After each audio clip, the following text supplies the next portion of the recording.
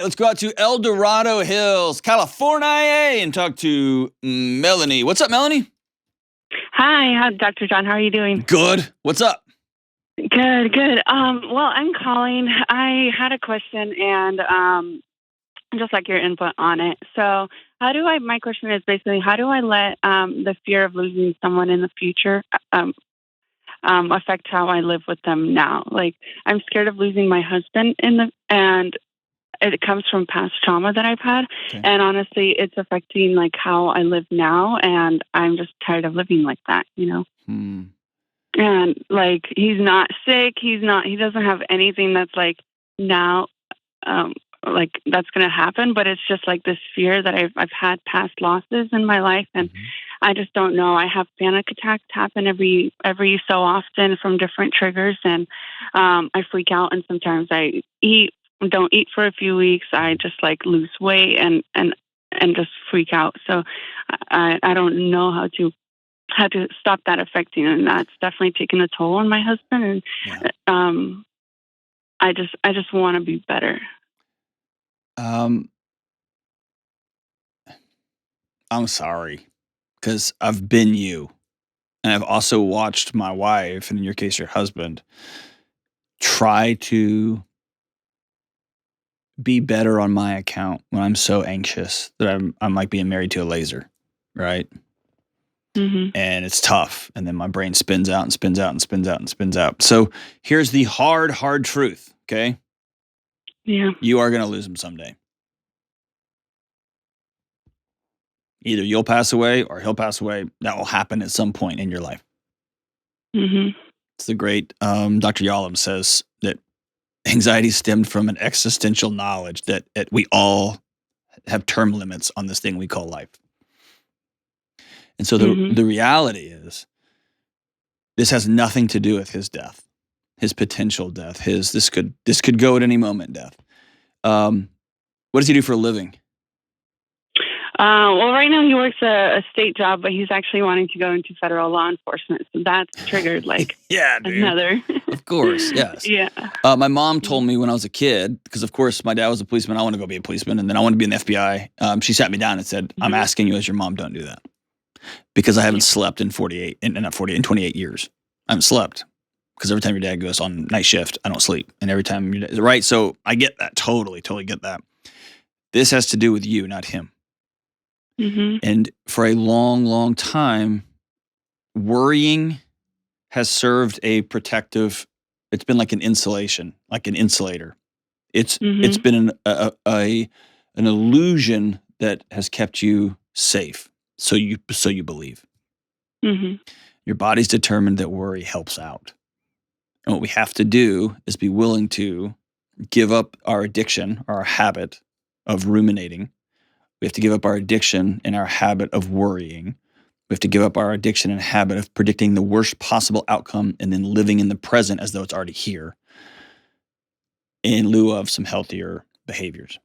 And it's hard because it's going to feel like you're heading into battle without a shield for a while. Mm-hmm. Are you interested in that or no? Yeah. Who have you lost in your life? When I was 14, I lost my cousin in a tragic ocean accident, and we couldn't find his body for a month. And that whole month, I had just recently started bonding with him. He was one of my closest cousins, and he was literally the glue in our family. And he was only 21 years old, and they lost him at sea and couldn't find him. And at that time, when I heard that, I was shocked. I remember running into my room after volleyball practice and crying, and my body was just like, I cannot handle this. And I feel like every time something that triggers, I saw once a couple of weeks ago, I saw an Instagram post of another woman losing her husband and crying on Instagram, and it's like that triggered my anxiety. I deleted my social media accounts. I'm like, I don't want to see that anymore. But so when's the last time you sat down and wrote that cousin a letter? Tell him you miss him. I didn't. Yeah. Your body's just put a GPS pin in that. Hey, Melanie, when you love somebody, they die. And that 14-year-old little girl absorbed all the tension in the house, all the fear, all the concern, all the searching, all of the late nights, all of the skinning the news. And now that's your body just is guided by that.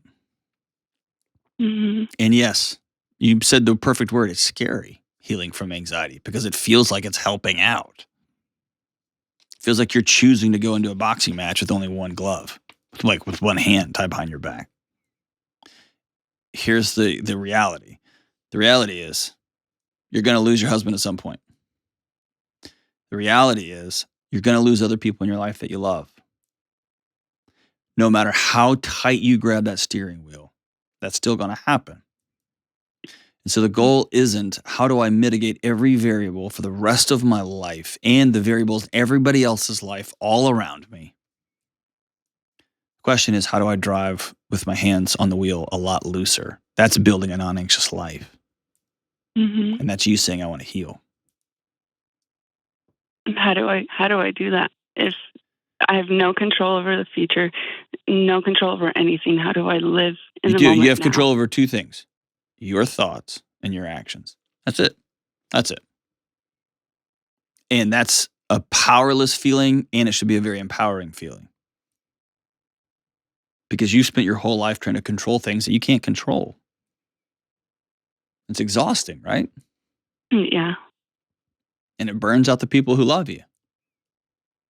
Mm-hmm. I would start by writing my cousin a letter, tell him I miss him. I miss you. Here's all the things that have happened since you've been gone. And now I'm married, and you weren't at the wedding. I'm kind of pissed, actually. I got a little kid. You would have been an uncle. Or I hope to have a kid one day, and you're going to be an uncle one day. But at some point, you got to let him go. And your 14-year-old self is still trying to run the show. And then you got to go see a counselor for probably the first time. Yeah. And you're going to have to learn, your body's going to have to learn new ways of responding to anxious moments. Right now, it goes to war. With just a few sessions, many, many, many people are able to, oh, here it comes, and they smile, and they don't judge their body. They're just curious about it. What are you trying to protect me from now? Oh, husband's putting on his uniform to go to work. He's put on a bulletproof vest, which means he just, as a part of his uniform, he's protecting himself in case someone tries to shoot him. Whoo! I love him. I love him. Yeah. Right? Mm-hmm. I'm way more, like if I just look at data about police officers, about federal officers, I'm way more worried about your marriage than I am about him getting killed. Yeah. And as an integral part of your marriage, you being whole and well, it's good, right? Yeah. How does that sound? That sounds awesome. I mean, he's an amazing guy. We haven't even been married a year. We've only, it's 10 months. Of course, but he's it's been the best amazing. year of my life, Yeah, you know? And he's it's awesome. Like, yeah. And so I don't ever want to lose him. And it could be like any day. Like I hear people have like 1 year into marriage, but it's like, that terrifies me. And it's just like, but Melanie, it probably isn't going to happen. Yeah. That's the statement that has guided my life. It could, but it probably won't. And so, since it could, I make sure I don't leave my house without saying the words to my wife, I love you. Because I always want the last words to be that. Mm-hmm.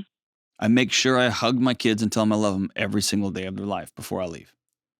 Mm-hmm. If I'm getting on an airplane, I leave a note. In case the plane crashes, because it could happen. And then I go get on the plane, because it probably won't. You see what I'm saying? Yeah. And I'm a little bit nutty. You're a little bit nutty. And here we are. Now we get to go live our lives, right? Mm-hmm. Mm-hmm. So you are never going on shift without looking me in the eye and telling me that you love me. You're not. You're never going to do that. And you are never going to go get groceries without coming to kiss me on the forehead and telling me that I'm pretty. Whatever else you want him to say. Because you never know. And then go to the store, because it's probably not going to happen. It's probably not going to happen. But again, all of this is about your body's learned response to uncertainty, to lack of control, to somebody that you love passed away. And you have to be willing to teach your body something new. So let's let your cousin go. Let's let him rest. Let's let him spend his time with the angels and loosen your grip on his life. And then let's call a counselor. Call my friends at BetterHelp. Call a local counselor in your area. And let's be real direct. I'm an anxious person. I've been anxious for a long time, and I'm ready to heal. I'm ready to be whole. You, my sister Melanie, are worth it.